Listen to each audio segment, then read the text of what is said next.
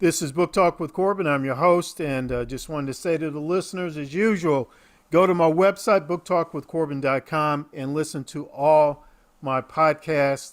And we have with us a very special guest. And most of the listeners I have here in Kentucky, so you guys know the challenge that we have whenever this daggone ice and snow hits Kentucky. All heck breaks out. I mean, it just gets absolutely ridiculous. But fortunately, we were able to connect with Dr. Scott Powell. I'm really excited about doing this. He's a first-time guest, and he's come here to talk about his book, Rediscovering America today. Let me give you a little background information on him. He's a 30-year entrepreneur. He's founded a couple of companies, senior fellow at Discovery Institute. He's written a number of publications and 3 books. When this man found time to sleep, I don't know. We're not going to ask him today. That's for another show. Absolutely amazing, productive individual.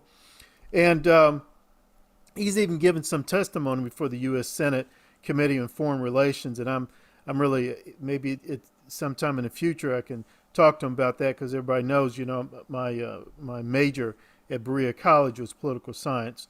And he has a BA and a master's from University of Chicago and his doctorate at Boston University. And he's here to talk about his third most recent book, Rediscovering America. Dr. Powell, thank you for coming on. It is a pleasure. All right. Now, Doc, as I was sort of doing some background research on you and listening to the book, and by the way, we can get this book at your website, rediscoveringamerica.net. Is that correct? The easier way to get the book is to type in my name and the title on a search. That'll take you right into the first listing that will come up is the Amazon listing. Click on that. You'll be taken right to the Amazon page. And let me tell your listeners that pre-ordering the book really helps, because the COVID supply chain constraints are such that print runs are much smaller than they have been generally for authors. So every order that comes in pre-sale will drive 5 to 6 times more books being printed for the second edition. The first edition is already established, but the second edition can really benefit from orders that come in now before the book is released. And so every book you buy means that 5 or 6 more books will be available for libraries and just for consumers. And right now it's ranked it's the number 1 new release in the history genre. That doesn't translate into a bestseller, but it comes reasonably close. So we need books. So thanks for helping out. Yeah. Hey, we're definitely going to order some. And I'm going to urge my listeners, Facebook page and website, to order some. It's a great story. And you mentioned it was, it's number 1 in the history genre. So I was doing some research on it. Can you talk to us about why this is a rather unique history book? Most history is written in a linear fashion. It's the who, what, when, and where. And most historians don't do much with the whys. They just report the facts. And of course, many histories, if it's a comprehensive history of a country like America, that's one thick tome. Ron Chernow writes, 1,000-page books on, Alexander Hamilton, one guy. So what I sought to do, I really felt that Americans underappreciated their heritage. And over the years, I had written columns on the holidays. And then I had readers that said, I always learn a lot from your columns. You need to put them all together in a book. I deferred that. But late in 2019, I sort of answered the call. Of course, I didn't know what we were in for, but it's an extraordinarily timely book, with all the attacks on our heritage, tearing down statues and monuments. Yes. It's like people don't know their history. We have an incredible history. We're not a perfect nation, but it's a great story. And there's a lot of backstories within the book too. And I can share a few of those with you. When you said, this book has come out at a great time, I completely agree with you, because here in Louisville, we had several controversies about wanted to take down statues and things of that nature, statues that had been up for decades, Right. decades. And all of a sudden, these statues are offensive and they're racist. And at the University of Louisville, I used to do some research there, and I never realized that this statue I kept walking by every day was racist. I mean, he never said anything to me, Then later on, I find out through a minister who did some research on it that this statue that's supposed to be racist was in fact set up to as a memorial to deceased soldiers, and these soldiers were like almost begging for medical help and all. Confederate soldiers, and the people were saying, "Yeah, we'll help you." So it really had nothing to do with racism at all. It was just compassion.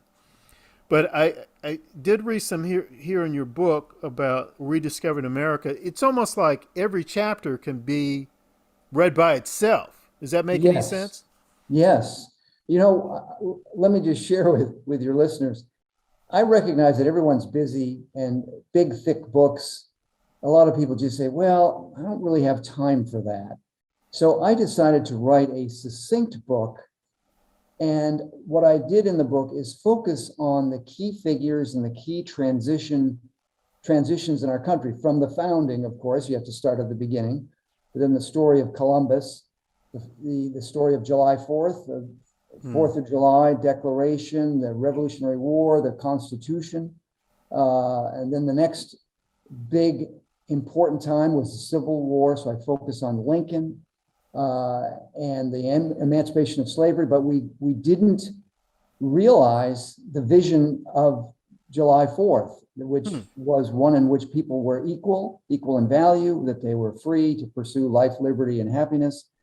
That was a great vision that the founders had, but it wasn't realized.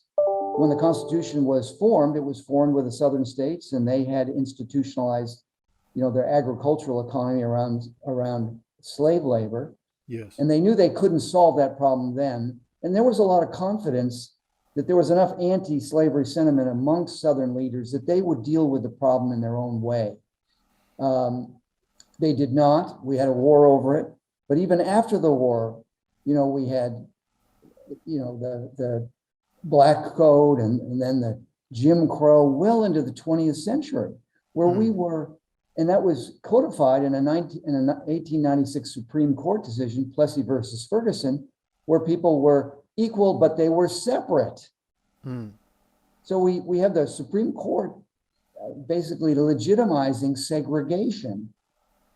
That carried over into the 20th century until God raised up Martin Luther King. And he spent 15 years of his life in the civil rights movement. And we know the result. It was powerful. It was powerful. And in some ways, Martin Luther King established the absolute standard, the ideal standard of race relations. And that would be a society in which people would not be judged by the color of their skin, but rather the content of their character. And that's a very noble vision. Yes. Yes, absolutely. That was, of course, the famous "I Have a Dream" speech. But in that same speech, Martin Luther King said to the crowd that we have come here to collect on a promissory note. What was that promissory note? That promissory note was the words in the Declaration of Independence. And we now, in modern times, we have to collect on a promissory note, and that's the Constitution. So much of what's been going on in our country in the last few years is really unconstitutional. We are violating our own Constitution, and we're inviting more problems when we deviate, from the law that protects all of us. Right. This is Book Talk with Corbin. I'm your host. Check out my website, booktalkwithcorbin.com. We're speaking today with Dr. Scott Powell, and he's talking about his book, Rediscovering America Today. You can get this book, and please do buy a copy at Amazon.com. And as he stated, too, you can go to a Google, Yahoo search, put in his name and the name of the book, and other ways you can get the book will pop up. And I want to emphasize to the listeners, it's very important we get this book so that he can get this message out to more and more readers. It's very important we get behind this book. Well, it's Paul Revere time now, and admittedly, all affluent societies run into the same problems that people they take life for granted, everything about them for granted, and they forget that to arrive at where we've been, there was a lot of struggle. That freedom is not free, actually. It was fought for. And now we're living in times where we're seeing our freedom stripped away from us. Yes. And we've got to fight for our freedom. We've got to preserve freedom. We got to take back our government, and we got to recognize that there may be limited time. It's Paul Revere time. We need to take action because we, the people, we are a country that's based on an arrangement between government and people where the people are in charge. We, the people, right. Government of the people, by the people, for the people. The vast majority of Americans are very happy with the Constitution. It's that very vocal minority that's tearing down the statues and wanting to restructure and transform our country. Right, absolutely. Dr. Powell, we're gonna conclude on that. That's a great way to conclude. Again, I want to say to folks, this is Dr. Scott Powell. We're talking about his book, Rediscovering America, today.